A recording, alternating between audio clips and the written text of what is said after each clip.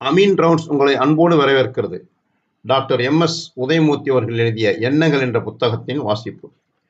தாழ்வு மனப்பான்மை, அதாவது இன்ஃபீரியாரிட்டி காம்ப்ளெக்ஸ். பயம் சில குடும்பங்கள்ல தாய் தரும் நோய் என்று சில மனநூலார் சொல்றாங்க. இருட்டுல போகாதே, அதை செய்யாத, இதை தொடாத என்று எதற்கெடுத்தாலும் பயந்து தன் குழந்தையை கட்டுப்படுத்தும் தாய் தன் பாலுடன் பயத்தையும் ஊட்டுகிறாள் என்கிறாங்க. போரில் புறமுதுகிட்டான் தன் மகன் என்று அவனுக்கு பாலூட்டிய தாய் தன் மார்பகங்களை வாளால் வெட்டியெறிந்து வீரத்தாய், தமிழ்த்தாய் என்று நம் இலக்கியங்கள் சொல்லுது. இன்றைய நிலை என்ன? நெஞ்சு பொறுக்குதில்லையே இந்த நிலைகட்ட மனிதரை நினைத்துவிட்டால் என்று குமைகிறார் பாரதி. பணிந்து போவது நல்லதுதான், ஆனா அதற்கு ஓர் எல்லை இருக்குது. இப்போது நாம் அதிகாரத்தையும் கண்டு அஞ்சுகிறோம், ஆணவத்திற்கு தலை பணிகிறோம், மாறுபட்ட கருத்துக்களை தெரிவிக்கவும் தயங்குகின்றனர். படித்தவங்க கூட அப்படித்தான் செய்யறாங்க. பயம் பல நிலையில மக்களிடையே காணப்படுது. நமது பணிவு என்ற பண்பு மறுகோடிக்கு சென்று மனிதனை கோழையாய் பேடியாய் மாற்றிவிட்டிருப்பதை காண முடியுது. எப்படியோ வாழ்ந்தால் போதும் என்ற மனநிலையை உணர முடியுது. பாரதியும் அதைத்தான் கூறினார். நம்மிடை நைச்சிய மனோபாவம் மிகுந்திருப்பதாக, அடிமை புத்தி மலிந்திருப்பதாக சொல்றாரு. அமெரிக்காவில் தோரோ என்றொரு சிந்தனையாளர் இருந்தாரு. அவர் 1845 அடிமைத்தனத்தை எதிர்த்து வரி கொடுக்க முடியாது என்று அரசாங்கத்துடன் போராடி தண்டனையாக ஒரு நாள் சிறைக்கு போனாரு.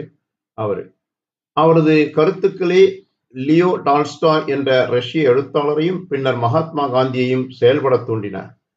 அதன் விளைவாகவே தமது புகழ்பெற்ற ஒத்துழையாமை இயக்கத்தை துவங்கினாரு மகாத்மா. மெலிந்து ஒல்லியான காந்தி எங்கே? சூரியன் அஸ்தமிக்காத பிரிட்டிஷ் சாம்ராஜ்யம் எங்கே? காந்தி அதிகாரத்தை, ஆணவத்தை கண்டு அஞ்சல, மாறாக உள்ளத்தில் ஓர் உறுதியை வளர்த்தாரு, சத்திய நெறியை வளர்த்தாரு. பிரிட்டிஷ் அரசாங்க அடிபணிந்தது.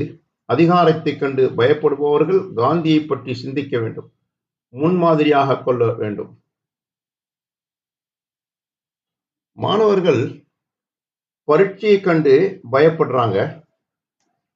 பயப்படுவதனால நம்மை பலவீனப்படுத்தி கொள்கிறோம். பயம் நமது ஞாபக மறதியை அதிகமாக்கி நமது அறிவு மிகவும் தேவைப்படும் நேரத்தில் அறிவை கைவிடச் செய்து. மனிதர்களை கண்டு மனிதர்கள் பணிவு காட்டும் நிலை நமது ஊர்ல முற்றிலும் விசித்திரமானது. அதிகாரிகள் பலர் தமக்கு கீழே வேலை செய்பவர்களை வேலைக்காரர்களாக கருதுறாங்க. பிறருக்கு கீழ் வேலை பார்ப்போர் பலர் தங்களை தாழ்த்தி கொள்வதன் மூலம் அதிகாரியின் நிலையை உயர்த்தலாம் என்றும் அவரை திருப்திப்படுத்தலாம் என்றும் எண்ணுகிறாங்க. நமது ஊரிலே மனிதன் மனிதனாய் வாழாமல் வாழ முடியாமல் முதுகெலும்பற்ற மண்புழுவாய் உழல்கின்றான். நம்மிடையே அடிமைத்தனம் இல்லை என்று நாம் பெருமையோடு கூறிக்கொள்கிறோம். ஆனால் இருப்பவன் இல்லாதவனை நடத்தும் முறையும், அதிகாரிகளும் பதவியில் இருப்பவர்களும் குடிமக்களை நடத்தும் முறையும் நம் அடிமை புத்தியையே காட்டுது.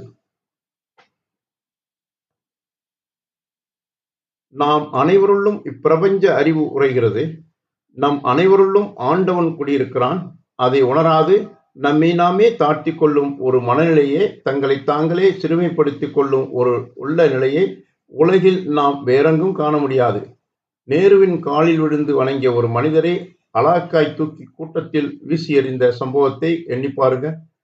இப்படி தன்னம்பிக்கை இழந்துவிட்ட ஒரு சமுதாயத்தை, தன்னை தாழ்த்தி கொண்டு வாழும் ஒரு மக்கள் கூட்டத்தை, பிறரை இறந்து வாழும் ஒரு மனோபாவம் கொண்ட ஒரு மக்கள் சமுதாயத்தை உலகில் வேறெங்கும் காண முடியாது.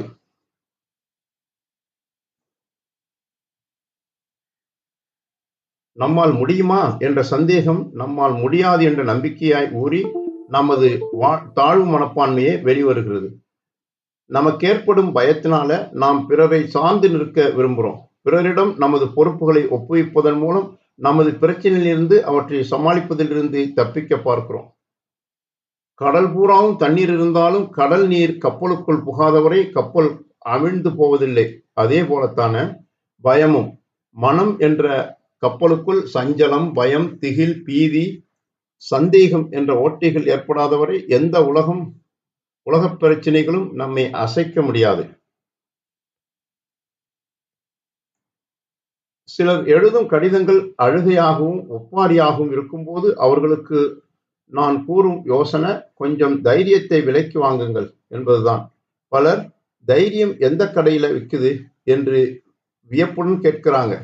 புத்தகக் கடைகளிலெல்லாம் சுமார் 20 ரூபாய்க்கு பாரதியின் பாடல்கள் என்ற பெயரில் தைரியம் விலைக்கு விற்கப்படும் போது ஏன் பலர் அழுகிறாங்க என்பது புரியல. மீசை வைத்துக் கொள்ளும் வழக்கமில்லாத ஒரு குடும்பத்துல மீசை வைத்துக் கொண்டவர் பாரதி. அதுவும் எப்படிப்பட்ட மீசை? தொங்கு மீசை அல்ல அவருடையது. வீரம் முறுக்கேறி நிற்கும் கொம்பு மீசை. அதன் மீது ஒரு கம்பீர முண்டாசு. பயமெனும் பேய்தனை அடித்தோம், பொய்யை பாம்பை பிளந்துயிரை கொடித்தோம் என்று வீர முழக்கமிடுகிறார் பாரதி. நமது உள்ளத்திலே பயத்திற்கு மாற்றான உயர எண்ணங்களை உள்ளே விட பாரதியின் வீரம் செறிந்த பாடல்களைத் தவிர சக்தி மிகுந்தவை வேறில்லை என்று சொல்லலாம்.